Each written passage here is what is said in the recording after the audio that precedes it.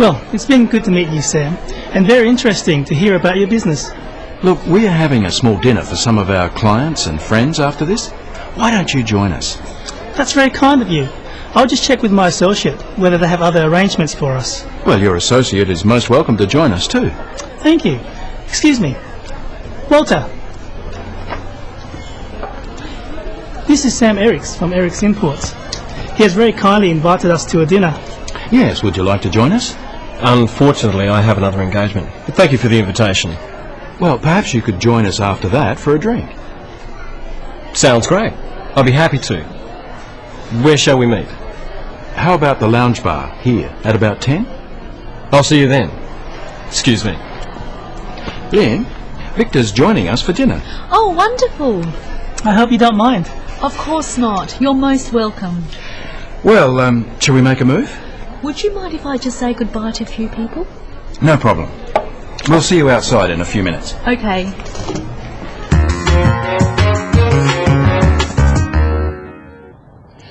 Let's look at invitations. How do you go about inviting someone to something? How does Sam invite Victor to his dinner? Look, we are having a small dinner for some of our clients and friends after this.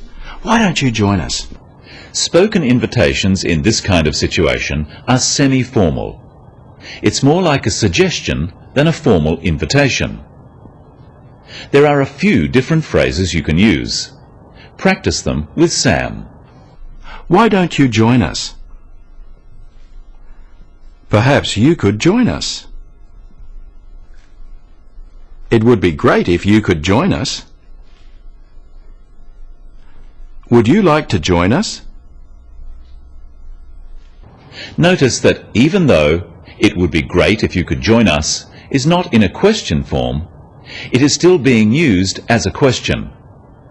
Notice also how we use could and would in polite invitations, not can or will. How does Victor reply? That's very kind of you. He says, "That's very kind of you." When replying to an invitation, first thank the other person for the invitation, then give your answer. Here's Victor with some different ways of doing this. Thank you. That's very kind of you. That sounds good. And you can put them all together like this. Thank you. That's very kind of you. Sounds good. After thanking the person who asked, you need to give an answer. Either accept the invitation, or don't accept the invitation, or give a reason why you can't answer. What does Victor do? That's very kind of you. I'll just check with my associate whether they have other arrangements for us. Victor says he has to check with someone else. If there are other arrangements, Victor would make an excuse. When refusing an invitation, you should give a reason. Look at this. Would you like to join us? No thanks. Oh, right. It's rude just to say no without a reason. And the reason should be a good one. Look again. Would you like to join us? No thanks. It doesn't sound very interesting. Oh. Sam would rightly be offended by that reply. So what are some ways of making a polite excuse? Listen to Walter. Yes, would you like to join us? Unfortunately, I have another engagement, but thank you for the invitation.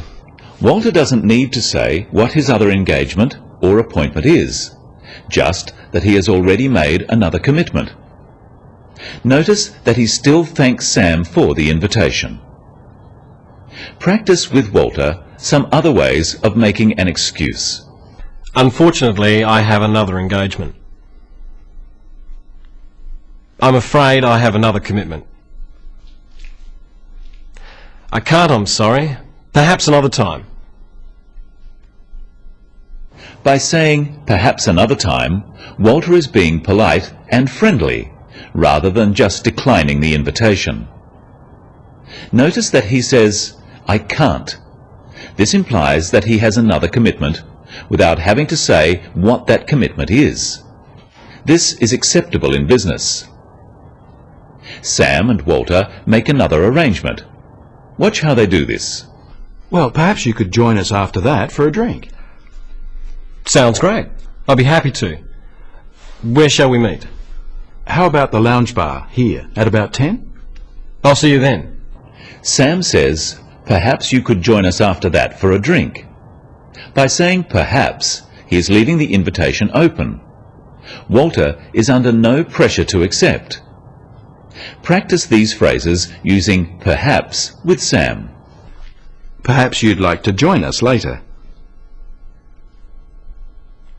Perhaps you'd be interested in meeting us for breakfast. Perhaps we could meet later in the week. Notice that Sam says you'd.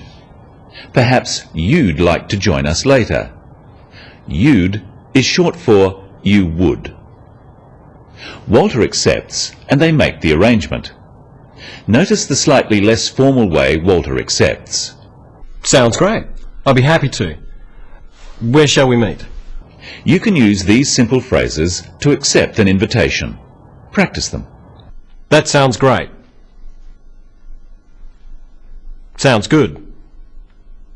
I'd love to. I'd be happy to.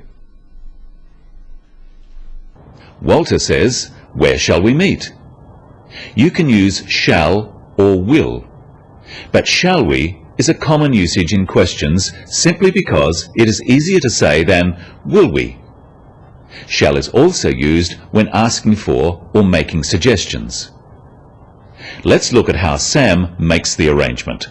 How about the lounge bar here at about 10? I'll see you then. By asking where shall we meet, Walter is leaving the details of the arrangement up to Sam. Sam gives a place and a time, but because this is an informal meeting, he doesn't make it sound like an appointment. He says, how about the lounge bar? How about invites the other person to say if it is not convenient. And he says, at about 10, as a question. This also leaves room for the other person to suggest a different time. Practice these two phrases with Sam. Listen carefully to Sam's voice and whether he uses a rising or falling tone. How about the lounge bar here? About 10? Walter confirms the arrangement by saying, I'll see you then. This is now a definite commitment and an end to the arrangement. Notice how the stress is on the word then to confirm that the time is definite. Try saying this, I'll see you then. Let's have a look now at the end of the scene. There are some more useful phrases. Lynn, Victor's joining us for dinner. Oh, wonderful. I hope you don't mind. Of course not. You're most welcome. Well, shall we make a move?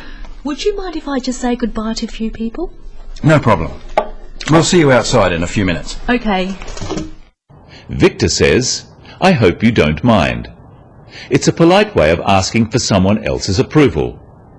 But Lynn can't really say no since Victor is listening. But Lynn politely confirms the arrangement. Practice how she does this. Of course not. You're most welcome. What are the main points we've learned today? When inviting someone informally, make it sound like a suggestion. That way, if someone can't accept, they don't feel so bad. Why don't you join us? Instead of, I invite you to join us. And if you need to make an excuse, don't just refuse an invitation. Give a reason and apologize. I'm sorry, I have another commitment. When confirming details, use an upward inflection. About 10 sounds like an order, but about 10 is asking whether it's convenient for the other person. That's all for today on The Business of English. See you next time.